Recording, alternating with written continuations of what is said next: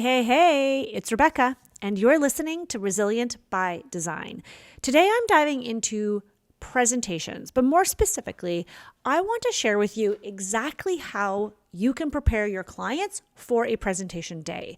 This episode is a shorty, so I'm going to just dive into the key things that we do that I highly recommend you try to prepare your clients for presentation day. It's going to ensure you have a more successful presentation. It's going to ensure you're more likely to get a yes at the presentation. You're more likely for those clients to sign off. You're more likely for them to bring a check.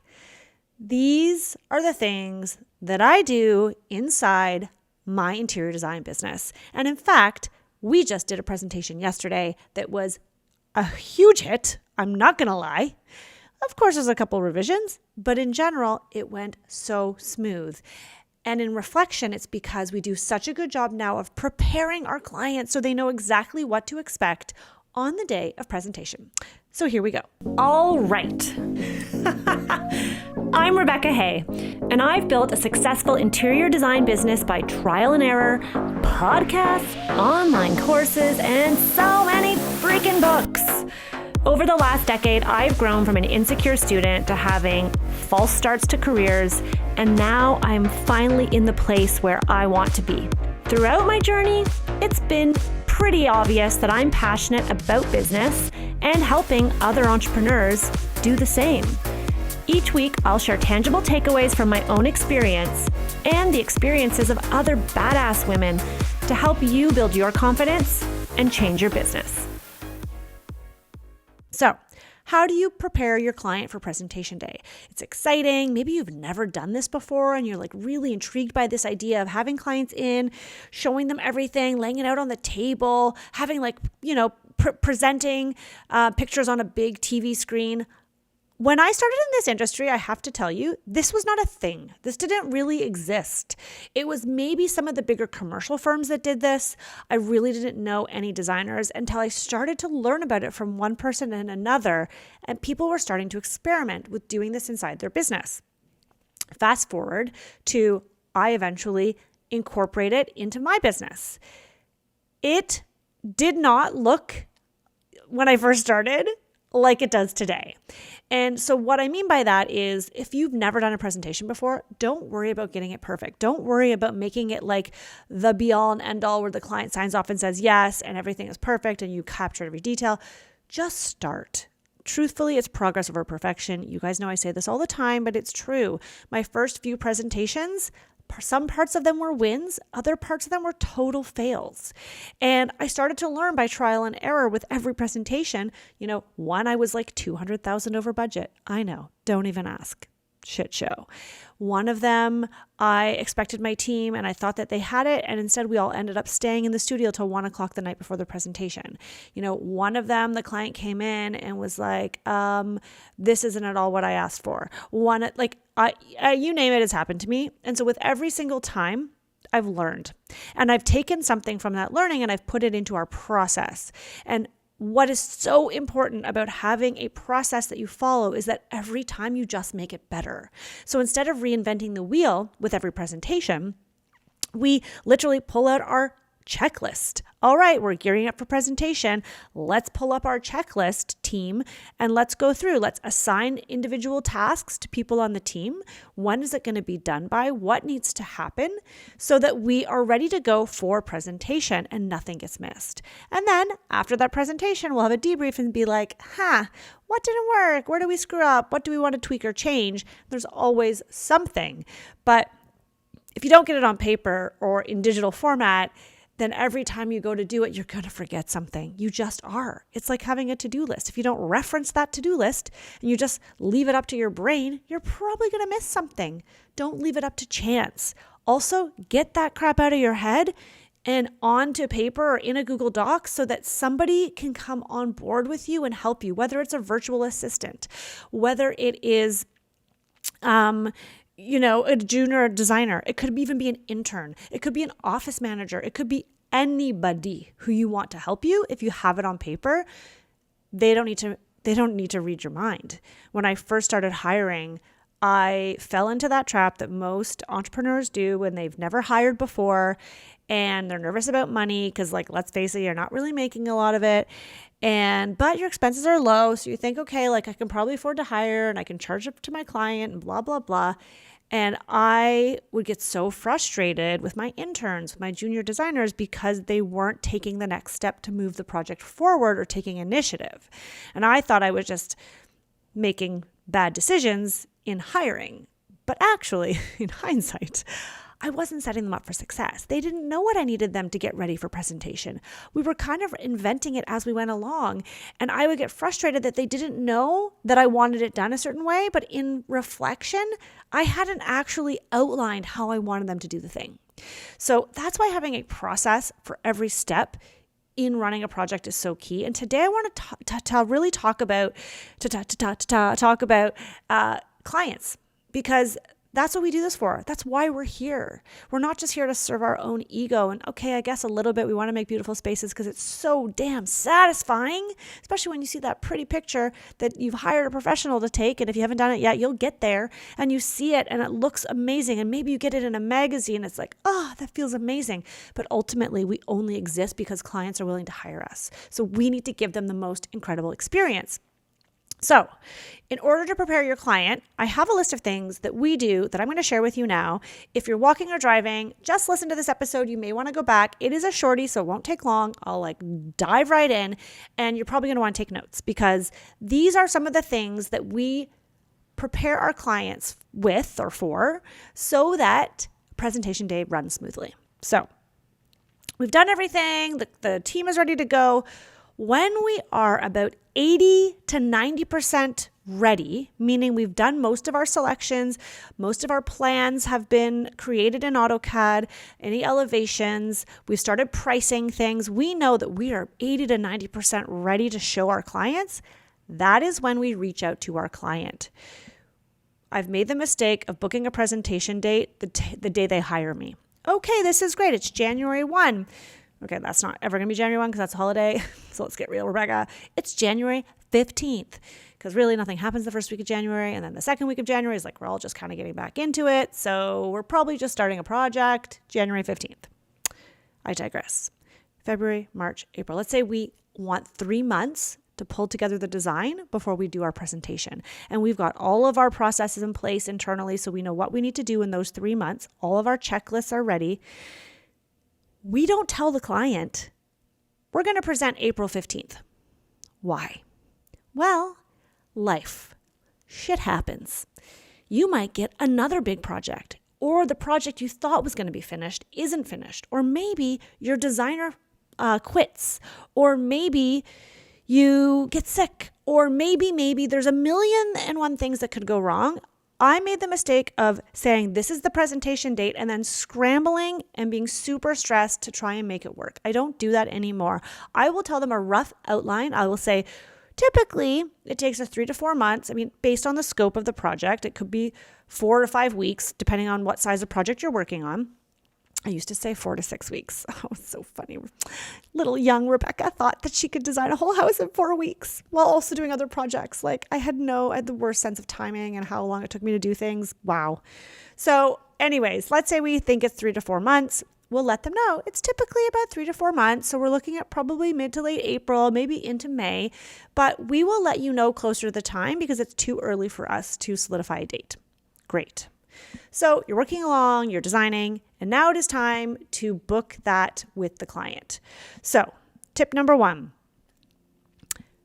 email the client and let them know that you will be ready to present as of a certain date and ask them for their availability in those weeks. Or you could give them some available dates that already work for you. That's typically what we would do because we want to eliminate a lot of that back and forth. So we'll say, listen, starting as of April 9th, we're going to be ready to present your beautiful home to you. We'd love to find a day and time that works for you to come into our studio. So you solidify what day and time that is going to be, and then you send them, number 2, you send them a calendar invite. I never used to do this, and I would always get clients phoning or emailing saying, are we still on for tomorrow? Is the presentation still happening? And I would think to myself, but I've sent them all the emails. The only way to get ahead of that was to do a calendar invite We've created a template so that it looks the same to for every single presentation, and we have all the right information in there, but send them a calendar invite. The next thing you want to do is you want to email them after you've confirmed the date, but before presentation, to let them know what to expect. And this is where I'm going to really dive in. So this is the third thing, and this is the biggest thing. Send them what to expect. We have a PDF. This is something I walk you guys through inside Power of Process. You can get my PDFs. I have these what to expect documents. I share them inside the course, but essentially, and you guys can create your own, but it's not something you need to take the course for. But it is something that you have. It's a branded, beautiful Canva PDF. To be honest, when I first started, I don't even think Canva existed. I just PDF'd a Word document, and it was good enough. Now we make it a little bit prettier, but essentially it is a visual one-pager. I try to keep everything to one page, and it walks them through, here's what you can expect on presentation day. Here's how to prepare. Here's what's going to happen on the day. And then here's what's going to happen after. This has been a game changer because it lets clients know exactly what's coming at them. Because most of the time, these clients have never done this before. It's pretty rare that I work with a client who has worked with another designer who also did presentations. It's more likely that I work with someone who worked with a designer that did things kind of willy-nilly, higgly-piggly, the way I used to work. And they're always blown away by how organized we are because we have a process. So inside that what to expect document, you want to include things such as, the address of where you're meeting. I mean, it should be in the calendar invite, but still. And you could also link this what to expect PDF to that calendar invite if you want to take it that extra technical step. Don't assume clients read them. And so that's going to be my step number 4 or point number 4. But first of all, if they do read it, this is what you want to include. Where are they going to park when they come? So the address of where they're coming and the time. Where do they park? I know for us, we always had challenges with parking because before the pandemic, this building was just packed full of offices, packed full of people. And so sometimes they had to park in the lot across the street, which is for the church, but we actually have a reciprocal agreement. So little things like that, let them know there's a parking lot behind the building if you can't find a spot. Worst case scenario, you can park at the church lot across the street. Give them that information. Let them know how long they can expect to be at your office or at the studio space or at the boardroom that you've rented. Let them know. And if you're doing the presentation at their home, which is fine to start, then let them know how long to expect. There's nothing worse than them thinking it's going to be an hour and it actually takes you 3.5, 4 hours. So let them know. And we always overestimate the time and try to under deliver, but that's not the right word. We try to do it in less. And then also let them know if there's going to be food and drinks. So it's up to you if you want to do this. I mean, definitely light refreshments is recommended. But we also do say, let us know if you have any food allergies. Sometimes we have snacks. Depending on the time of day, we might have different nibbles, might have granola bars, things that people can eat without having to sit in with a fork and knife. Or I've heard of designers asking for their Starbucks order. Hey, if you know that they're a Starbucks lover or, Tim Hortons up here in Canada or something like that, then maybe ask what their order is. Send out an assistant or do Uber Eats to deliver their coffee order. It's going to make them really feel like they're at home. Also, let them know that this is going to be a focused session. It's best not to bring the kids. Or if it's in their house, get babysitting. It's best if the kids aren't there. Pets, is there a dog walker coming in? Try to eliminate distractions. I think that's really, really important. The same way you would also let them know for a consultation, which we also have a what to expect for consultations. And then let them know what happens after. I like to let them know what they'll be taking home with them. Everybody is different because we do not let them take samples home. We do not let them take fabric memos. We let them take lots of pictures if they want. But we do let them know that they will be getting a folder with the printed presentation, like our Google slide presentation, as well as the proposal. So they will have that to take home and review after the fact. We let them know that they'll be able to touch and feel all of the samples so they can kind of get an idea of what it's going to be like. And then we let them know that after the presentation, what our policy is for revisions. So all of that, I like to put into a one document because then you can use it for every project it's already created. And then if you do want to customize it a little bit, you could go in and change the time frame, or you could create a document that doesn't need to be customized and any custom information's in the email. What I do like to do is pull out the key information and put it in the body of the email. Because, like I said before, when I was diving into number 3, not everyone's going to read your attachments, no matter how beautiful they are. I still think it's worth doing because I think it makes you look professional. But it's important to put in the body of your email the key points, which would be how long they're expected to be there, where they can park, and any conversation around food. I think those are the 3 key important points to hone in the email. And then, last but not least, number 5, you need to make sure your client is aware what happens after the presentation. What is your revisions policy? It's like I talk about this in Power of Process all the time. You need to repeat information early and often. That's how you set the client expectation so that there are no surprises. Too often in the early years of my business, clients were constantly surprised by me. And honestly, it made me always feel crappy. Like it made me feel grumpy and crappy and irritated. And they'd be like, oh, well, we didn't know this thing. And I'd be like, well, obviously that. Or I'm pretty sure I told them this, right? You guys know what I'm talking about? So I like to let them know. I talk about revisions when we meet at the consultation. I talk about revisions, heck, in the discovery call. I talk about revisions when we do our concept review with them. And then we remind them of the revisions policy in the email, even though it's also in the PDF. And then at the presentation, you're going to talk about what your revisions policy looks like. Because what happens sometimes we get so focused on the presentation and we've got so many beautiful things to show and we're so talented and we're so excited and nervous and, oh, I hope the budget's there and all those things, that then we kind of overlook the revisions. And then sometimes that's where things can derail and you can start to lose money by your time being sucked away by doing more revisions than really are in your contract, but you haven't talked a lot about it. So there you have it. Those are 5 things that I have found really helpful in preparing our clients for presentations so that they run smoothly, that they're effective. Obviously, there's so much more to presentations. We share our full checklists and we talk about all of inside Power of Process. So if you guys are curious and want to find out a little bit more about the course, it is currently open for enrollment. Come and join us. I'm really excited.